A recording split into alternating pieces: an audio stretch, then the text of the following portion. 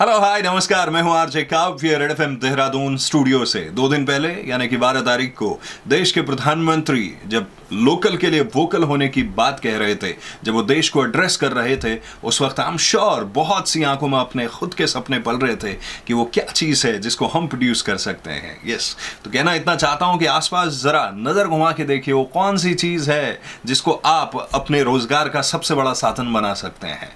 एक छोटा सा एग्जाम्पल आपके सामने कोट कर रहा हूं। नंद प्रयाग से हिमानी जी इस वक्त मेरे साथ। जी हिमानी जी। नमस्कार, मैं हिमानी वैष्णव बात कर रही हूँ, नगर पंचायत अध्यक्ष नंद प्रयाग। आप मुझे रेड एफएम में सुन रहे हैं आरजे काव्य के साथ। इस लॉकडाउन के दौरान आपके यहाँ एक इनिशिएटिव लिया गया जो बाद में तमाम सारी जगहों पे हुआ है, क्या था वो? अभी ये लॉकडाउन में हम लोगों ने एक नई पहल की नगर पंचायत की तरफ से, क्योंकि लॉकडाउन था तो सब चीज बंद थी और हमारे यहाँ की जो जनता थे नहीं चाह रहे थे कि बाहर से जो सब्जियां आए उससे खरीदे।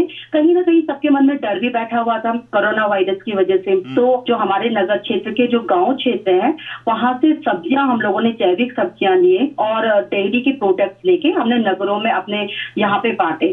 तो इससे फायदा क्या हुआ कि एक तो स्वरोजगार को बढ़ावा मिला, जिन लोगों का हमने सब्जियां वगैरह लिया तो उन लोगों को भी बड़ा प्रॉफिट हुआ और नगर के लोग बड़े खुश हुए।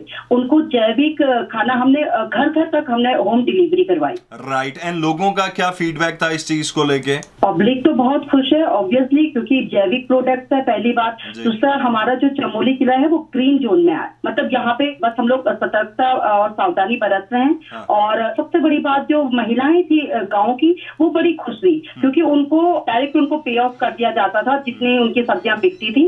सबसे बड़ा फायदा मुझे ये दिखने को मिला कि जो लोग गाँव में खेती बाड़ी नहीं कर रहे थे किन्हीं कारणों उनको एक नई जागरूकता आ गई, वो लोग खेती करना शुरू कर दिया उन लोगों ने।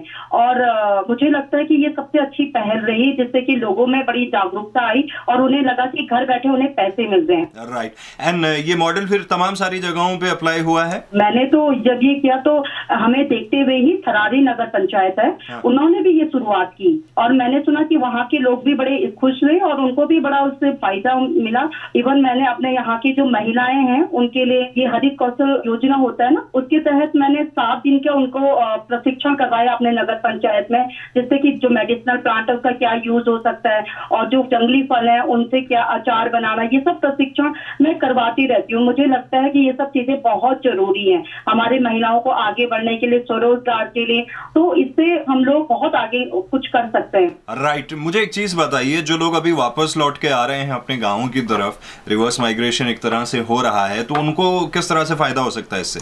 अभी क्या है, कोरोना वायरस की वजह से जो पलायन हुआ था ना पहाड़ों से, वो लोग वापस आ गए हैं। 80% लोग अगर आए हुए हैं तो उसमें से 40% तो यहीं रहेंगे। तो वो लोग क्या करेंगे कि ये सब चीजें जो स्वरोजगार को अपनाएंगे और मुझे विश्वास भी है कि सरकार इसमें सब्सिडी वगैरह भी देगी। तो उससे क्या फायदा होगा कि हमारे यहाँ जो भी चीजें है ना उसकी जो भी उपज है उसमें बहुत ज्यादा उछाल आएगा। तो अपने यहाँ तो जो रिक्वायरमेंट है वो पूरी होगी, हम लोग बाहर भी भेज सकते हैं। मुझे लगता है आने वाले समय में 1 साल के अंदर ही आपको देखने को मिलेगा कि हम लोग बहुत आगे तक ये सब चीजें कर रहे हैं।